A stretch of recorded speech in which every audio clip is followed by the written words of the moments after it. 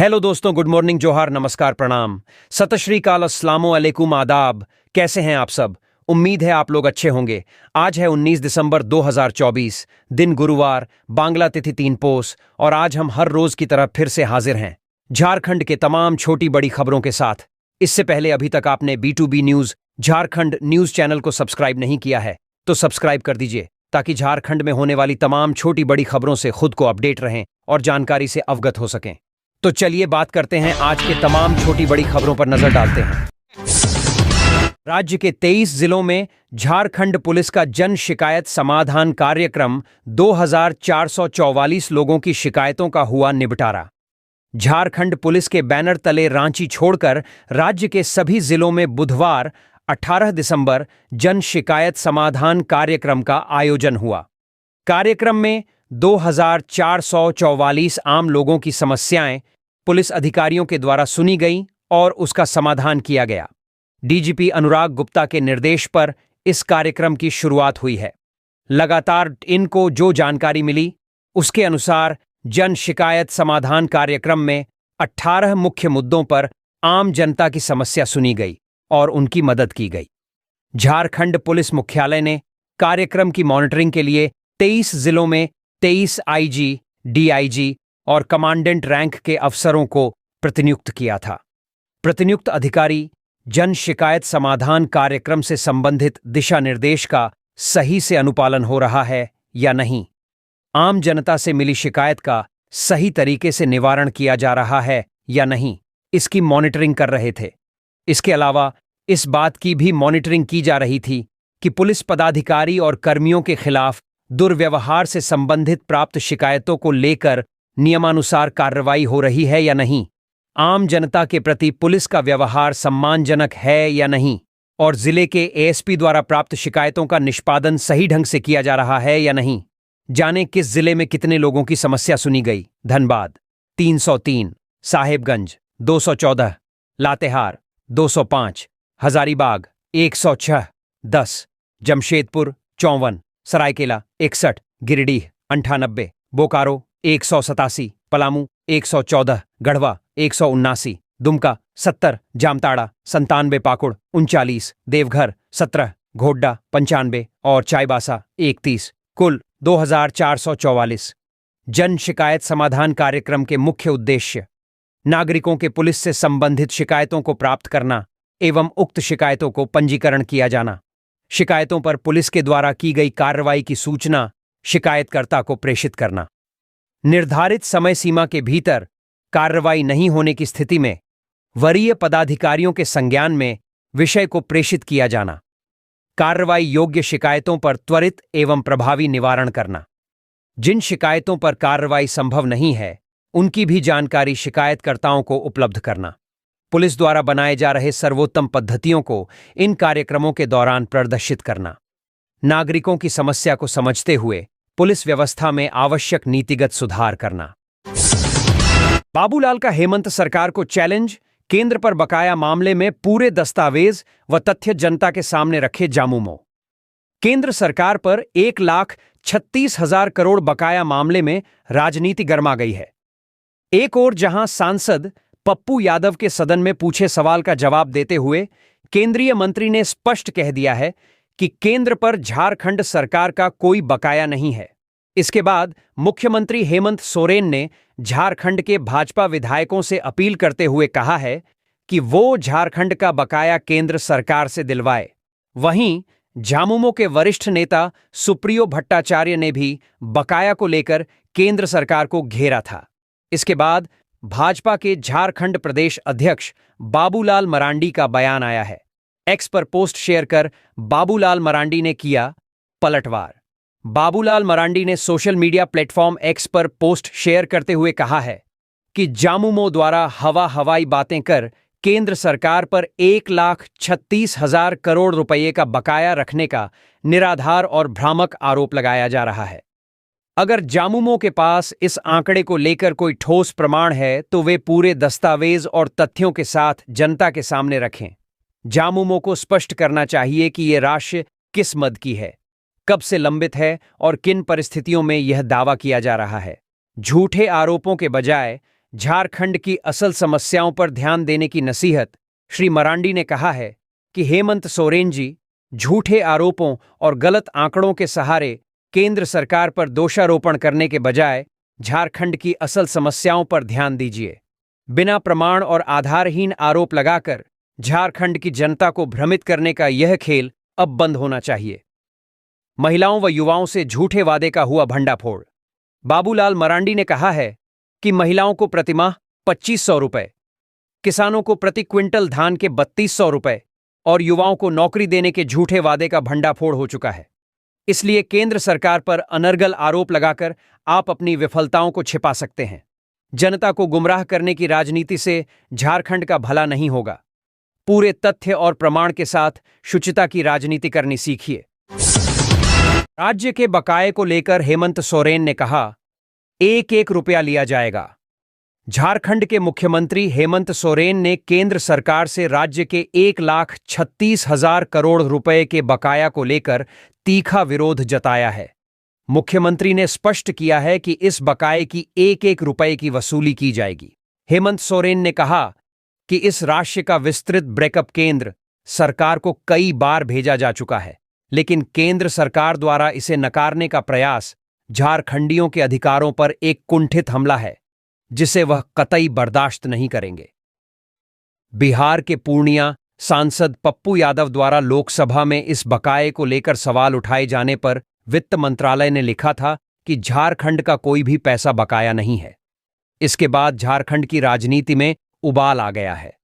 मुख्यमंत्री ने अपने बयान में कहा कि अगर भाजपा इस मुद्दे पर झारखंडियों के साथ खड़ी नहीं होती तो इसे उनकी समान भागीदारी मान लिया जाएगा। मुख्यमंत्री ने सोशल मीडिया पर ट्वीट कर कहा कि अब वह झारखंड से एक भी कोयला का ढेला बाहर नहीं जाने देंगे जब तक बकाया राशि की पूरी वसूली नहीं हो जाती।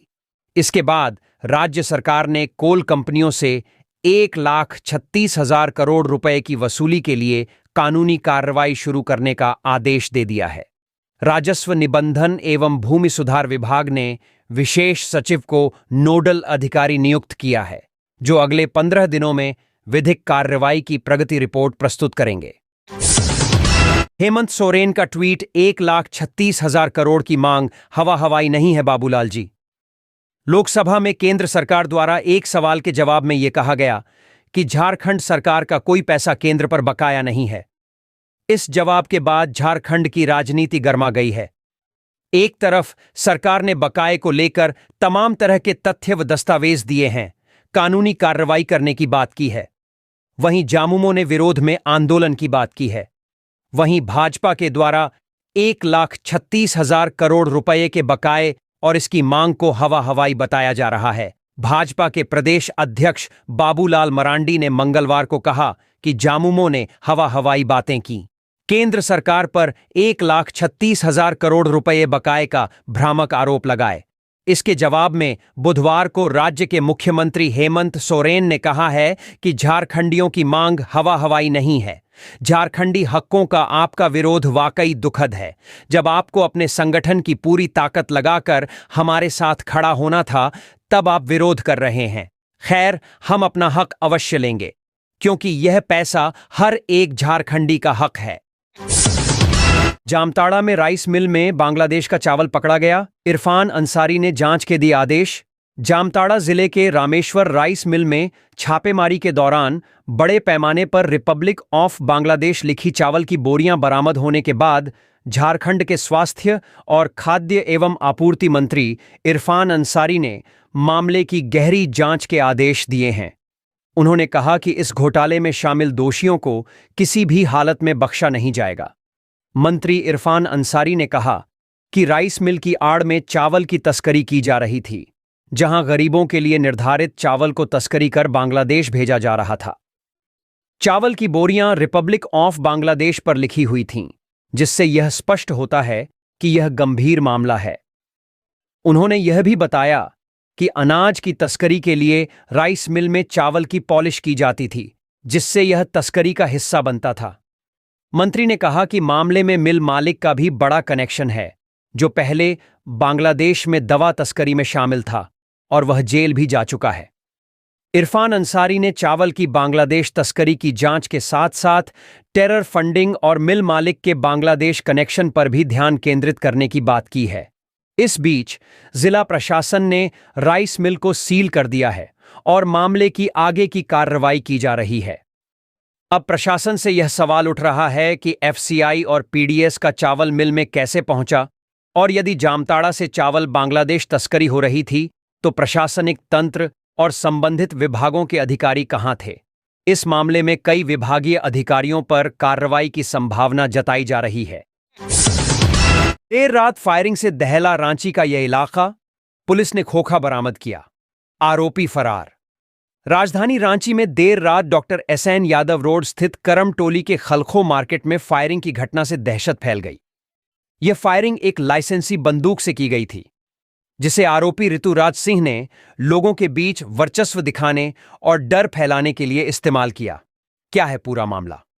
घटना के बाद लालपुर थाना प्रभारी के नेतृत्व में पुलिस ने मामले की जांच शुरू की। सब इंस्पेक्टर ईश्वरी सिंह के बयान पर केस दर्ज किया गया और आरोपी को जोड़ा तालाब इंद्रप्रस्थ कॉलोनी का निवासी बताया गया। पुलिस ने आरोपी के घर पर छापेमारी की, जहां बंदूक बरामद की गई, लेकिन वह मौके से फरार था। आरोपी पेशे से व्यवसायी है और पुलिस की जांच में यह भी सामने आया कि चुनाव के दौरान उसका हथियार पुलिस लाइन में जमा किया गया था, लेकिन वह बीते दिन इसे लेकर अपने घर जा रहा था। हथियार का लाइसेंस रद्द करने की तैयारी। रात में फायरिंग की सूचना मिलने पर पुलिस घटनास्थल पर पहुंची और वहां से एक कारतूस का खोखा बरामद किया। जांच के दौरान पता चला कि ऋतुराज सिंह ने अपनी लाइसेंसी DBBL बंदूक से यह फायरिंग की थी ताकि वह अपनी शक्ति का प्रदर्शन कर सके। पुलिस अब आरोपी की तलाश में जुटी हुई है और इस मामले में उसके हथियार का लाइसेंस रद्द करने की अनुशंसा करने की योजना बना रही है। रांची में अब बीकॉम की छात्रा से छेड़खानी, इस बार पुलिस ने रखा 5,000 रुपए का इनाम। राजधानी रांची में अभी स्कूली छात्रा से छेड़छाड़ का मामला ठंडा भी नहीं हुआ था कि अब बीकॉम की छात्रा से छेड़खानी का नया मामला सामने आ गया है। सदर अस्पताल के पास बीकॉम की एक छात्रा के साथ छेड़खानी का मामला सामने आया है, जहां कॉलेज जाते वक्त एक मनचले ने छात्रा के साथ छेड़खानी कर डाली। मामले में पुलिस ने आरोपी की पहचान बताने या उसका सुराग देने वाले को 5,000 रुपए इनाम देने की घोषणा कर दी है। बता दें कि राजधानी रांची में इन दिनों छेड़खानी के मामले बढ़ गए हैं। महिलाओं और छात्राओं की सुरक्षा पर सवाल उठने लगे हैं। सीसीटीवी में छेड़खानी करता दिख रहा युवक बीकॉम की छात्रा से छेड़खानी की शिकायत मिलने के बाद पुलिस हरकत में आई और घटनास्थल के आसपास के सीसीटीवी फुटेज को खंगाली, जिसमें एक युवक छात्रा के साथ छेड़खानी करता हुआ दिख रहा है। इसके बाद पुलिस ने सीसीटीवी फुटेज के आधार पर ही आरोपी युवक खोजबीन शुरू कर दी है। हालांकि फुटेज में युवक का चेहरा धुंधला दिख रहा है, इस वजह से उसकी तलाश में थोड़ी परेशानी हो रही है। पुलिस ने वहां मौजूद दुकानदारों से भी पूछताछ की।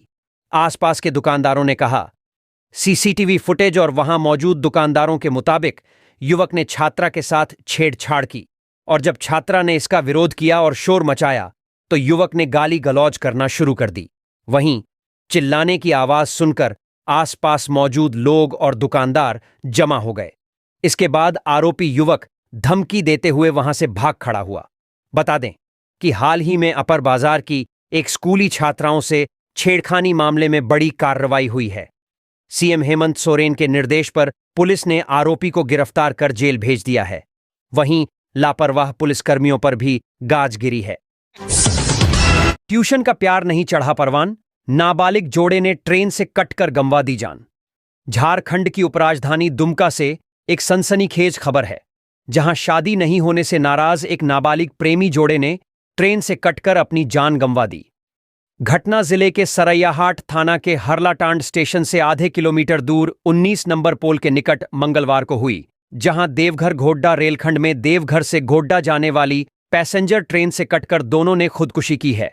ट्रेन की चपेट में आने से दोनों के शव कई टुकड़ों में क्षत विक्षत हो गए थे।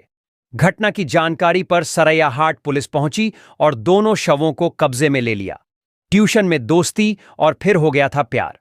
पुलिस ने दोनों के शवों के बारे में जब स्थानीय लोगों से पूछताछ की तो मृतक लड़का मोहनपुर थाना क्षेत्र का रहने वाला बताया गया, जो अपने नाना के घर सरैयाहाट थाना क्षेत्र के एक गांव में रहकर पढ़ाई कर रहा था, जबकि नाबालिग लड़की सरैयाहाट थाना क्षेत्र के ही एक गांव की बताई जा रही है। दोनों नाबालिग एक साथ स्कूल और ट्यूशन में पढ़ाई करते थे। दोनों की दोस्ती ट्यूशन सेंटर में पढ़ाई के दौरान ही हुई थी, जिसके बाद दोनों के बीच प्रेम हो गया था। परिजनों को प्रेम प्रसंग की हो गई थी जानकारी।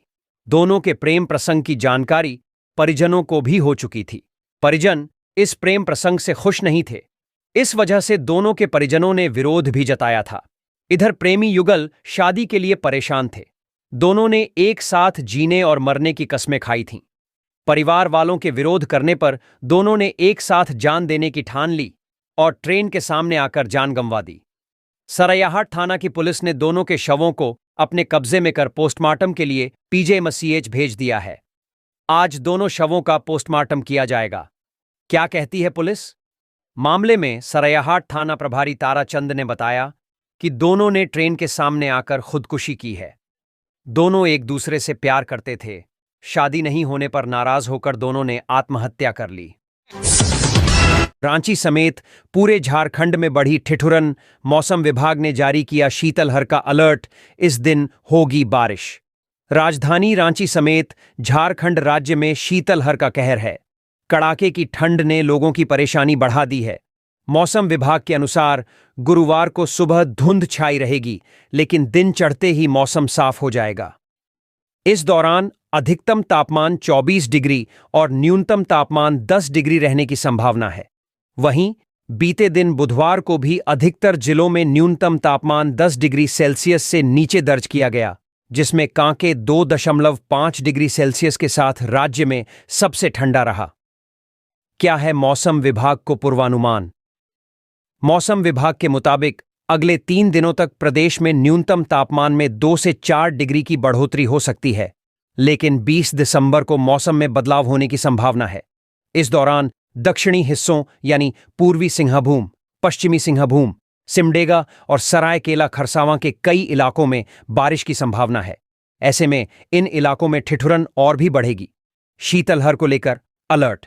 सबसे अधिकतम तापमान 26.6 डिग्री सेल्सियस गोड्डा में बुधवार को दर्ज किया गया, जबकि सबसे कम न्यूनतम तापमान 2.5 डिग्री सेल्सियस कांके में दर्ज किया गया। वहीं रांची का न्यूनतम पारा 9 डिग्री सेल्सियस रहा, जो कि सामान्य से 1 डिग्री कम है। हालांकि कई जिले शीतलहर की चपेट में रहे। ऐसे में मौसम विभाग ने आज शीतलहर को लेकर गढ़वा, पलामू, रांची, बोकारो, धनबाद, लातेहार, खूंटी और गुमला में येलो अलर्ट जारी किया है। झारखंड में यहां भीषण आग लगी। दीवार काटकर कमरे में सो रहे 5 लोगों की बचाई जान। झारखंड के गुमला जिले से एक बड़ी खबर है, जहां घाघरा थाना क्षेत्र अंतर्गत बेलागड़ा पंचायत के नवाटोली गांव स्थित आंगनबाड़ी केंद्र में बदमाशों ने देर रात 5 मोटरसाइकिलों को आग के हवाले कर दिया। वहीं आंगनबाड़ी केंद्र में ठहरे 5 पेंटरों की जान दीवार तोड़कर बचाई गई। मामले की सूचना मिले पर घाघरा पुलिस घटनास्थल पर पहुंच गई है। वहीं प्रथम दृष्टया मामला शरारती तत्वों का बताया गया है। हालांकि पुलिस सभी बिंदुओं पर जांच में जुट गई है। क्या है पूरा मामला? बताया गया कि पीड़ित लोहरदगा निवासी अजय उरांव आंगनबाड़ी केंद्र में photo, cartoon of alphabet painting का काम करने के लिए ठेकेदार रामवीर के निर्देश पर मंगलवार की शाम को पहुंचे थे। वहीं बरामदा में सभी 5 बाइक खड़ाकर बगल के रूम में सोए हुए थे। देर रात जलने की गंध आने पर बाहर निकले तो पाया कि सभी 5 बाइक आग से धधक रही है। इसके बाद स्थानीय लोगों के सहयोग से आग बुझाया गया, लेकिन तब तक सभी बाइक जल चुकी थीं। दीवार काटकर 5 लोगों की बचाई जान। आग लगने की वजह से अंदर सो रहे लोगों का दम घुटने लगा, जिसके बाद पीछे की दीवार तोड़कर ग्रामीणों के सहयोग से सभी को किसी तरह बाहर निकाला गया। घटना की सूचना पर पुलिस की टीम मौके पर पहुंची। पुलिस ने बताया कि जांच उपरांत प्रथम दृष्टया मामला शरारती तत्वों का लग रहा है। हालांकि पुलिस सभी बिंदुओं पर जांच कर रही है। कदमा में टाइगर क्लब संचालक को सीने में मारी 4 गोली, जांच में जुटी पुलिस। जमशेदपुर कदमा थाना क्षेत्र स्थित शास्त्री नगर रोड नंबर 4 में अपराधियों ने आलोक कुमार को गोली मार दी। बाइक सवार अपराधियों ने मुन्ना को 4 गोली मारी है। घटना बुधवार सुबह करीब 10 बजे की बताई जाती है। इस घटना में आलोक की मौके पर मौत हो गई। मृतक आलोक टाइगर क्लब का संचालन करता था। वहीं आलोक मुन्ना कांग्रेस का कार्यकर्ता भी था। वह कई सारे सामाजिक संस्थाओं से जुड़ा हुआ था। सूचना मिलने के बाद पुलिस मौके पर पहुंचकर जांच कर रही है। इधर एसएसपी किशोर कौशल ने अपराधियों की गिरफ्तारी के लिए टीम का गठन किया है। एक टीम सीसीटीवी फुटेज खंगाल रही है, तो अन्य टीमें छापेमारी और अपराधियों के बारे में जानकारी एकत्रित करने में जुटी है। उन्होंने कहा कि जल्द ही अपराधियों को गिरफ्तार कर कांड का खुलासा किया जाएगा। ससुराल वालों ने बहू को डायन बताकर निर्वस्त्र कर जिंदा दफनाने की कोशिश, 18 पर एफआईआर। गुमला जिले में मानवता को झकझोर देने वाला मामला सामने आया है। ससुराल वालों ने पति की मौत के बाद बहू पर डायन बिसाही का आरोप लगाकर उसके साथ अमानवीय व्यवहार किया। बताया जा रहा है कि 15 दिसंबर को वृंदा नायक टोली में नहाने के दौरान कोलेबिरा निवासी संदीप लोहरा की डूबने से मौत हो गई थी। संदीप कुछ सालों से अपने ससुराल वृंदा नायक टोली में अपनी पत्नी और बच्चों के साथ रहता था। संदीप की मौत के बाद उसकी पत्नी जब शव लेकर ससुराल कोलेबिरा पहुंची तो ससुराल वालों और कुछ ग्रामीणों ने उसे डायन करार देकर मारपीट की। पीड़िता को निर्वस्त्र कर जमीन में दफनाने की कोशिश की गई। हालांकि समय पर पुलिस मौके पर पहुंची और पीड़िता व उसके परिवार को बचा लिया। घटना के बाद पीड़िता को गुमला सदर अस्पताल में भर्ती कराया गया, जहां उसका इलाज चल रहा है। पीड़िता के पिता की शिकायत पर गुमला थाने में ससुराल वालों और ग्रामीणों सहित 18 अज्ञात लोगों के खिलाफ एफआईआर दर्ज की गई है। गुमला थाने के प्रभारी सुरेंद्र कुमार सिंह ने बताया कि घटना सिमडेगा जिले के अंतर्गत आती है, इसलिए वहां की पुलिस से संपर्क कर आगे की जांच की जाएगी। वहीं वृंदा पंचायत की मुखिया सत्यवती देवी ने दोषियों पर कड़ी कार्रवाई की मांग की है।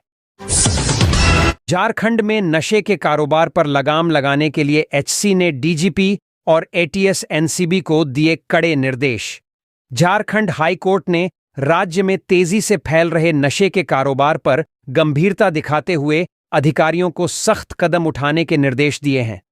इस सिलसिले में DGP Anurag Gupta, ATS SP और नारकोटिक्स कंट्रोल ब्यूरो एनसीबी के जोनल डायरेक्टर को कोर्ट में उपस्थित होने का आदेश दिया गया था।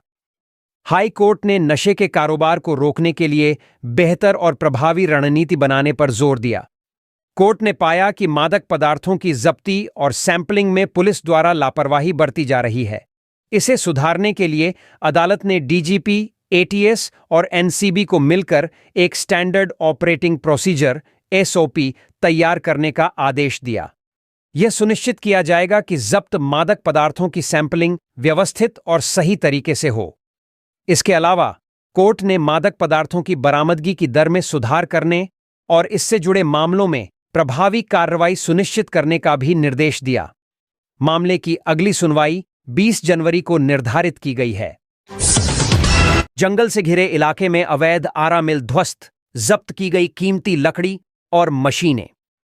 कोडरमा जिले के जयनगर थाना क्षेत्र के कुशाहना गांव में जंगल से घिरे इलाके में अवैध रूप से संचालित आरा मिल पर वन विभाग ने कार्रवाई की है।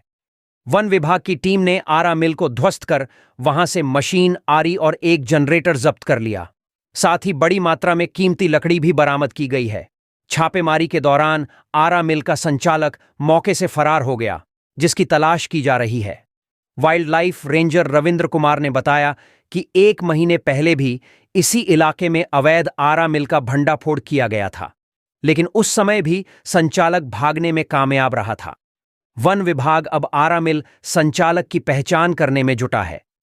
पहचान के बाद उसके खिलाफ वन अधिनियम के तहत मामला दर्ज कर कानूनी कार्रवाई की जाएगी। इस घटना से क्षेत्र में अवैध लकड़ी कटाई और तस्करी पर लगाम लगाने की विभागीय कोशिशों को बल मिला है। झारखंड में यहां 9वीं क्लास की छात्रा से 3 युवकों ने की हैवानियत। शाम 7 बजे बाजार से लौट रही थी घर। राजधानी रांची से लेकर पूरे झारखंड में लड़कियां सुरक्षित नहीं हैं। आए दिन कहीं ना कहीं छेड़खानी से लेकर दुष्कर्म तक की वारदातें होती ही रहती हैं। इसी क्रम में गिरिडीह जिले से एक बेहद शर्मनाक मामला सामने आया है, जहां 9वीं क्लास की छात्रा के साथ 3 लोगों ने गैंगरेप जैसी घिनौनी वारदात को अंजाम दिया है। यह वारदात जिले के बिरनी थाना क्षेत्र में एक दलित नाबालिग लड़की के साथ तब हुई जब वह शाम 7 बजे बाजार से वापस अपने घर लौट रही थी। इसी दौरान गांव के ही आरोपी सिकंदर सिंह समेत 2 अन्य लोगों ने छात्रा के साथ गैंगरेप की वारदात को अंजाम दिया। पुलिस सिकंदर सिंह को हिरासत में लेकर पूछताछ कर रही है। क्या है पूरा मामला? मामले में पीड़िता के चाचा ने बताया कि जब बच्ची को आने में देर होने लगी तो उसकी खोजबीन शुरू की। इस क्रम में बच्ची सड़क किनारे बेहोश अवस्था में पड़ी थी और पीड़ा से कराह रही थी। इलाज के बाद घर लाने पर उसने पूरी घटना की जानकारी दी। इसके बाद बिरनी थाना में मामले की शिकायत की गई। पीड़िता ने बताया कि वह सोमवार को बाजार से घर लौट रही थी। बिरनी थाना क्षेत्र के चानो निवासी सिकंदर सिंह के अलावा अज्ञात 2 लड़कों ने आकर उसका मुंह दबाकर स्कूल के पास सुनसान गली में ले गए। यहां उसके साथ दुष्कर्म करने लगे। वहीं 2 अन्य लड़के उसका हाथ पैर दबाए हुए थे। इसके बाद पीड़िता बेहोश हो गई। स्थानीय लोगों में आक्रोश। इधर घटना के बाद से ही स्थानीय लोगों में आक्रोश है। ग्रामीण 2 अन्य की भी गिरफ्तारी की मांग कर रहे हैं।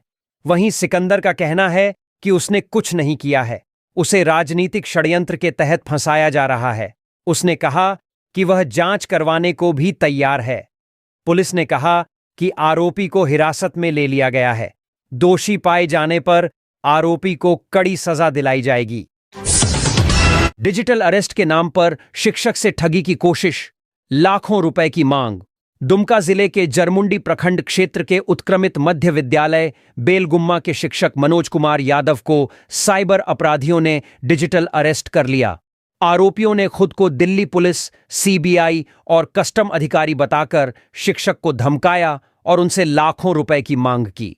शिक्षक मनोज कुमार यादव को एक अज्ञात नंबर से फोन आया, जिसमें उन्हें कहा गया कि उन्होंने कस्टम विभाग के साथ बड़ा फर्जीवाड़ा किया है, जिसके चलते उन्हें दिल्ली जाकर कोर्ट में जवाब देना होगा। इस धमकी के बाद कॉल करने वालों ने शिक्षक को डिजिटली अरेस्ट कर लिया और उन्हें डराने के लिए सीबीआई, कस्टम अधिकारी और दिल्ली पुलिस से ऑनलाइन बात भी करवाई। साथ ही गिरफ्तारी से बचने के लिए लाखों रुपए की मांग की गई। इस दौरान शिक्षक मनोज कुमार यादव ने अपने आधार कार्ड और बैंक खाते की जानकारी भी दे दी, लेकिन बाद में उन्हें शक हुआ और उन्होंने फोन काट दिया। इसके बावजूद आरोपी बार बार कॉल करते रहे। तंग आकर शिक्षक ने जरमुंडी थाना में लिखित शिकायत दी। जरमुंडी थाना प्रभारी श्यामानंद मंडल ने मामले की जांच की बात कही है और उचित कार्रवाई करने का आश्वासन दिया है। ट्रक ने बाइक सवार हेडमास्टर को रौंद डाला। शिक्षकों में आक्रोश, बोले बायोमीट्रिक सिस्टम ने ली जान। लातेहार जिले के जरिया पेट्रोल पंप के पास बुधवार सुबह एक दर्दनाक हादसा हुआ, जिसमें बाइक सवार शिक्षक संजय सिंह की मौत हो गई। संजय सिंह लातेहार के कुंदरी मध्य विद्यालय में प्रधानाध्यापक के रूप में कार्यरत थे। वह अपने घर से स्कूल जा रहे थे, तभी एक तेज रफ्तार ट्रक उन्हें कुचलते हुए गुजर गया। इस घटना में उनकी मौके पर ही मौत हो गई। घटना की सूचना मिलते ही लातेहार पुलिस तत्काल मौके पर पहुंची। डीएसपी अरविंद कुमार के नेतृत्व में पुलिस ने शव को कब्जे में लेकर पोस्टमार्टम के लिए लातेहार सदर अस्पताल भेजा। पुलिस अधिकारियों ने बताया कि ट्रक की पहचान करने और उसे पकड़ने के लिए कार्रवाई की जा रही है। शिक्षकों में बायोमीट्रिक सिस्टम के खिलाफ आक्रोश। घटना के बाद शिक्षक समुदाय में भारी आक्रोश देखा जा रहा है। शिक्षक संघ के नेताओं हीरा यादव और अजय कुमार ने कहा कि सरकार द्वारा लागू किए गए बायोमेट्रिक सिस्टम के कारण ऐसी घटनाएं हो रही हैं।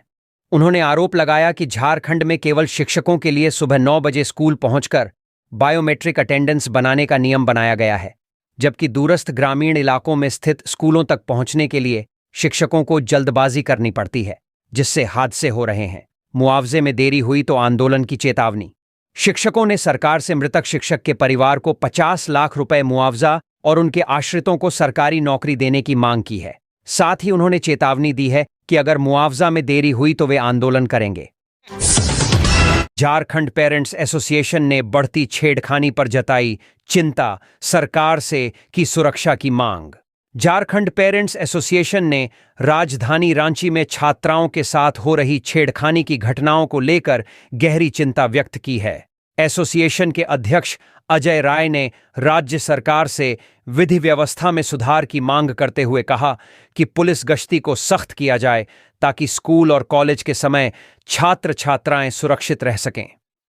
अजय राय ने मुख्यमंत्री हेमंत सोरेन से आग्रह किया कि राज्य भर में पुलिस व्यवस्था को दुरुस्त किया जाए और खासकर स्कूलों और कॉलेजों के आसपास सुरक्षा बढ़ाई जाए। उन्होंने कहा कि वर्तमान में छेड़खानी और हत्याओं की घटनाओं के कारण अभिभावकों में भय और चिंता का माहौल है। एसोसिएशन ने राज्य सरकार से अनुरोध किया कि स्कूल और कॉलेज के आसपास सीसीटीवी कैमरे लगाए जाएं और पुलिस गश्ती को सख्त किया जाए। अजय राय ने कहा कि इससे छात्राओं को सुरक्षा का एहसास होगा और अभिभावकों की चिंता कम होगी। झारखंड पेरेंट्स एसोसिएशन ने कड़ी कार्रवाई की मांग करते हुए कहा कि इस प्रकार की घटनाओं को रोकने के लिए सरकार को गंभीर कदम उठाने चाहिए ताकि छात्र छात्राओं का भविष्य सुरक्षित हो सके। एसोसिएशन ने राज्य सरकार से इस मुद्दे पर सहयोग करने का वादा भी किया। रांची में कांग्रेस का राजभवन मार्च, अडानी मुद्दे और मणिपुर हिंसा पर सरकार से कार्रवाई की मांग। ऑल इंडिया कांग्रेस कमेटी के आह्वान पर बुधवार को देश भर में कांग्रेस नेता और कार्यकर्ता गौतम अडानी और उनके साथियों द्वारा किए गए भ्रष्टाचार, मणिपुर में जारी हिंसा और केंद्र सरकार के खिलाफ विरोध प्रदर्शन कर रहे हैं। झारखंड की राजधानी रांची में कांग्रेस कार्यकर्ताओं ने प्रदेश अध्यक्ष केशव महातो कमलेश के नेतृत्व में राजभवन मार्च की शुरुआत की। इस मार्च में कांग्रेस विधायक दल के नेता प्रदीप यादव, पूर्व केंद्रीय मंत्री सुबोधकांत सहाय, महिला कांग्रेस, ओबीसी कांग्रेस, एनएसयूआई और अन्य विभागों के नेता शामिल हुए। बड़ी संख्या में पुलिसकर्मियों की सुरक्षा में निकला यह मार्च प्रधानमंत्री नरेंद्र मोदी से मणिपुर हिंसा पर अपनी चुप्पी तोड़ने और अडानी के भ्रष्टाचार के खिलाफ कार्रवाई करने की मांग कर रहा था। कांग्रेस के प्रदेश अध्यक्ष केशव महातो कमलेश ने कहा कि वे शहीद स्थल से कांग्रेस भवन होते हुए राजभवन तक मार्च करेंगे। उन्होंने आरोप लगाया कि गौतम अडानी मामले में भारी रिश्वतखोरी और जालसाजी हुई है। वहीं मणिपुर में हिंसा जारी है, कर्फ्यू लगा हुआ है और केंद्र सरकार इस पर मौन है। उन्होंने यह भी कहा कि प्रधानमंत्री मणिपुर में हिंसा को लेकर चुप हैं और राज्य के मुख्यमंत्री भी असफल साबित हुए हैं, लेकिन उन्हें पद से नहीं हटाया गया है। कांग्रेस इन मुद्दों पर विरोध दर्ज करने के लिए आज राजभवन मार्च कर रही है। वर्चस्व की लड़ाई में आलोक को आकाश ने मारी गोली, कदमा थाने में दर्ज है आधा दर्जन मामले। जमशेदपुर के कदमा इलाके में बुधवार को सुबह सुबह आलोक कुमार को वर्चस्व की लड़ाई में विरोधियों ने गोली मार दी। गोली मारने की घटना में आकाश सिंह और रोहित सिंह का नाम सामने आया है। दोनों एक दूसरे के पड़ोसी हैं। मृतक आलोक कुमार का पूर्व से आपराधिक रिकॉर्ड रहा है। कदमा थाना में आलोक कुमार के खिलाफ आधा दर्जन मामले दर्ज है, जिसमें आर्म्स एक्ट का भी मामला शामिल है। मृतक आलोक भगत के खिलाफ कदमा थाना कांड संख्या 32, 18, 259, 18, 188, 22, 199, 22, 115, 20, 183, 24 दर्ज है। इधर एसएसपी किशोर कौशल ने कहा कि अपराधियों की गिरफ्तारी के लिए पुलिस टीम छापेमारी कर रही है। जन शिकायत समाधान कार्यक्रम में एसपी अजीत पीटर डुंगडुंग ने सुनी लोगों की समस्याएं। देवघर जिले के आरके मिशन सभागार में देवघर पुलिस द्वारा आयोजित जन शिकायत समाधान कार्यक्रम में एसपी अजीत पीटर डुंगडुंग ने आम लोगों के साथ रूबरू होते हुए उनकी शिकायतों को सुना और संबंधित अधिकारियों को त्वरित कार्रवाई के निर्देश दिए। इस कार्यक्रम में एएसपी के साथ एसडीपीओ अशोक सिंह और डीएसपी लक्ष्मण प्रसाद भी मौजूद रहे।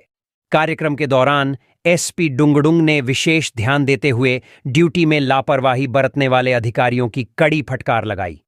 रिखिया थाना प्रभारी संजय कुमार के खिलाफ सबसे ज्यादा शिकायतें आईं। लोगों ने उन पर लापरवाही और थाने में कार्रवाई में ढिलाई का आरोप लगाया। इस पर एसपी ने तुरंत रिखिया थाना प्रभारी के खिलाफ शो कॉज जारी करने का आदेश दिया। उन्होंने कहा कि वे थाना प्रभारी के जवाब से संतुष्ट नहीं हैं और तुरंत कार्रवाई की जरूरत है। इस अवसर पर एएसपी डुंगडुंग ने पुलिस अधिकारियों को निर्देश दिया कि वे केवल बड़े अपराधों पर ही नहीं बल्कि छोटे-मोटे अपराधों पर भी कड़ी नजर रखें ताकि देवघर में कानून व्यवस्था बनी रहे। उन्होंने जिले के सभी थाना प्रभारियों को सजग रहने की सलाह दी ताकि अपराधों पर नियंत्रण पाया जा सके और आम जनता के विश्वास को कायम रखा जा सके। ढोरी जीएम से चिकित्सकों की टीम ने किया सुरक्षा की मांग, दुर्व्यवहार की बात से कराया अवगत। बोकारो बेरमो में सीसीएल ढोरी केंद्रीय अस्पताल के सीएमओ डॉक्टर आर.एन. झा के नेतृत्व में चिकित्सकों की एक टीम ने ढोरी जीएम रंजय सिन्हा से कार्यालय में मुलाकात किया। चिकित्सकों की टीम में doctor Nitish Kumar, doctor Rohit Sharma, doctor Puneet Gupta, doctor Shadab Ahmed, doctor Rahul Kumar, doctor Rahul Ranjan, Swendu Singh, doctor Ankit Gaurav, doctor B Satish, doctor A Don, doctor Devranjan Bhattacharya, doctor Shweta Sharan, doctor Shalya, doctor Yamini, doctor Jyoti Reddy, doctor Rukhsana शामिल थे। चिकित्सकों ने जीएम से सुरक्षा सुनिश्चित करने की मांग की। उन्होंने एक जनप्रतिनिधि के द्वारा चिकित्सक के साथ किए गए दुर्व्यवहार की जानकारी दी। जीएम रंजय सिन्हा ने चिकित्सकों को आश्वासन दिया कि उनकी सुरक्षा का ध्यान और मान सम्मान की रक्षा की जाएगी। जीएम के आश्वासन के बाद सभी चिकित्सक अपने काम पर लौट गए। तोपचांची थाना उड़ाने समेत 54 नक्सली वारदातों में शामिल रहे कुख्यात नक्सली रामदयाल महातो से एनआईए पूछताछ कर रही है। एनआईए ब्रांच रांची ने रामदयाल महातो को 4 दिनों की रिमांड पर लिया है और उससे पूछताछ शुरू कर दी है। रामदयाल महातो ने इस साल 28 सितंबर को आधिकारिक रूप से गिरिडीह पुलिस के समक्ष आत्मसमर्पण किया था। पीरटांड थाना क्षेत्र के पीपराडीह निवासी रामदयाल महातो उर्फ बच्चन धनबाद के तोपचांची थाना उड़ाने एवं एसएलआर सहित लगभग 7 से 8 हथियार को लूटने के मामले में अहम भूमिका निभाई थी। इसके अलावा साल 2022 में रामदयाल की अगुवाई में ही डुमरी थाना के तेलियाभियार गांव में उप मुखिया असलम अंसारी को पुलिस मुखबिर घोषित कर गोली मारकर हत्या की गई थी। रामदयाल के विरुद्ध झारखंड में लंबा आपराधिक इतिहास रहा है। गिरिडीह व धनबाद जिले के 54 नक्सली वारदातों में वह शामिल रहा है। गिरिडीह जिले के 46 कांड एवं धनबाद जिले के 11 कांडों में पुलिस को रामदयाल की तलाश थी। स्कूली शिक्षा एवं साक्षरता विभाग का पत्र जारी, ट्रांसफर के लिए तैयार हुआ पोर्टल। स्कूली शिक्षा एवं साक्षरता विभाग द्वारा जारी पत्र के अनुसार राज्य के सरकारी प्राथमिक, उच्च प्राथमिक, माध्यमिक और उच्च माध्यमिक विद्यालयों में कार्यरत शिक्षकों प्रधानाध्यापकों के पारस्परिक अंतर जिला स्थानांतरण के लिए ऑनलाइन पोर्टल तैयार किया गया है। जानकारी के अनुसार इस पत्र के मुताबिक ऑनलाइन आवेदन के लिए पारस्परिक स्थानांतरण के लिए दोनों पक्षों की सहमति आवश्यक है। इसके लिए यूजर मैन्युअल और सहमति पत्र का प्रारूप डाउनलोड किया जा सकता है। यह पत्र राज्य के सरकारी स्कूलों में कार्यरत इच्छुक शिक्षकों और प्रधानाध्यापकों को उनके स्थानांतरण के लिए निर्देशित करता है। प्राथमिक और मध्य विद्यालय के छात्रों का अपार कार्ड बनाना अनिवार्य। अखिल झारखंड प्राथमिक शिक्षक संघ के मुख्य प्रवक्ता नसीम अहमद ने कहा कि वन नेशन वन कार्ड योजना के तहत झारखंड के सभी प्राथमिक और मध्य विद्यालयों में पढ़ाई कर रहे छात्रों का अपार आईडी कार्ड बनाना अनिवार्य किया गया है। इस आईडी कार्ड में बच्चों का पूरा शैक्षणिक डेटा उपलब्ध होगा, जिससे छात्रों के स्थानांतरण के दौरान किसी भी प्रकार की समस्या का सामना नहीं करना पड़ेगा। एक बार आईडी नंबर जारी होने पर यह स्वचालित रूप से डिजिलॉकर में अपलोड हो जाएगा और छात्र का डेटा हमेशा ऑनलाइन उपलब्ध रहेगा। हालांकि इस प्रक्रिया में कई तकनीकी समस्याएं उत्पन्न हो रही हैं।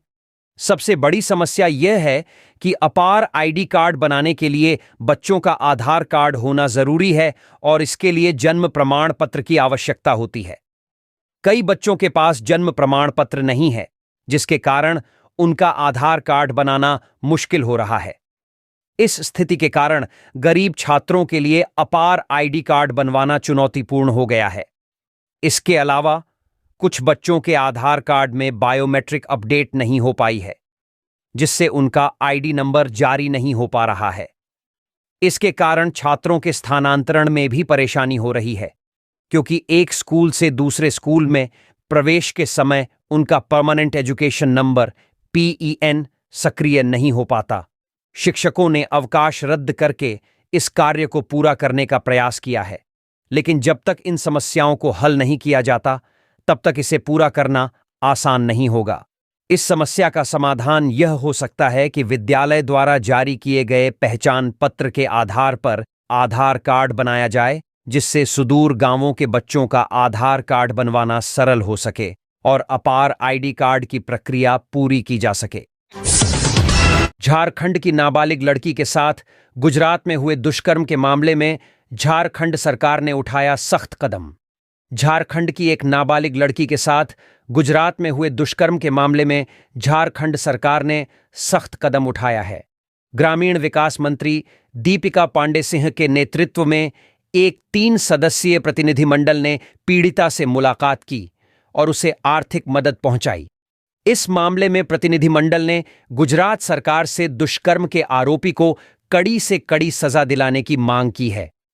मंत्री दीपिका पांडे सिंह के साथ IG सुमन गुप्ता और डायरेक्टर सोशल वेलफेयर किरण पांसी ने पीड़िता के परिजन को 4 लाख रुपए का चेक सौंपा। क्या था मामला? मालूम हो कि यह घटना गुजरात के भरूच स्थित झगड़िया GIDC क्षेत्र में हुई थी, जहां झारखंड निवासी एक नाबालिग लड़की के साथ दुष्कर्म हुआ था। पीड़िता का इलाज अंकलेश्वर अस्पताल से भरूच सिविल और फिर वडोदरा के SSG अस्पताल में हो रहा है। यह घटना 10 दिसंबर 2024 को हुई थी, जब पीड़िता अपने परिवार के साथ गुजरात में काम करने के लिए गई थी। उस दिन रात में जब पीड़िता अपने परिवार के साथ सो रही थी, तभी आरोपी ने उसके साथ दुष्कर्म किया। पीड़िता के परिवार ने इस घटना की शिकायत स्थानीय पुलिस से की, जिसके बाद पुलिस ने आरोपी को गिरफ्तार कर लिया। फिलहाल आरोपी को स्थानीय अदालत में पेश किया जाएगा, जहां उसके खिलाफ मामला दर्ज किया जाएगा। झारखंड सरकार ने इस मामले में सख्त कदम उठाया है और पीड़िता को हर संभव मदद पहुंचाने का आश्वासन दिया है।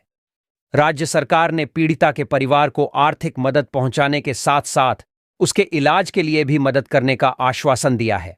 इस मामले में झारखंड सरकार की ओर से जारी एक बयान में कहा गया है कि राज्य सरकार पीड़िता के साथ खड़ी है और उसे न्याय दिलाने के लिए हर संभव कदम उठाएगी।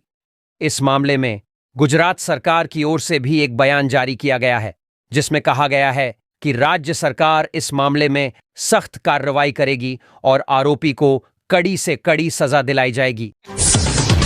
पलामू में अवैध खनन के खिलाफ कार्रवाई। बालू, छरी व मोरम लदे 6 ट्रैक्टर और 2 हाइवा जब्त। पलामू DC शशि रंजन के निर्देश पर सदर SDM सुलोचना मीणा के नेतृत्व में अवैध खनन के खिलाफ बड़ी कार्रवाई की गई है। सदर थाना और चैनपुर थाना क्षेत्र में लगातार 12 घंटे से छापेमारी अभियान चलाया जा रहा है। छापामारी अभियान के दौरान देर रात सदर CO अमरदीप बल्होत्रा ने सदर थाना क्षेत्र के चियांकी से 2 अवैध बालू लदे ट्रैक्टर और 3 अवैध छरी लदे हाइवा जब्त किए हैं। वहीं चैनपुर CO चंद्रशेखर कुणाल ने चैनपुर थाना क्षेत्र से 2 अवैध बालू लदे ट्रैक्टर और 2 अवैध मोरम लदे ट्रैक्टर को जब्त किए हैं। दोनों CO ने गाड़ी जब्त करते हुए अपने अपने थाने में FIR दर्ज करने की प्रक्रिया शुरू कर दी है। इस कार्रवाई से पलामू में अवैध खनन माफियाओं में डर बना हुआ है।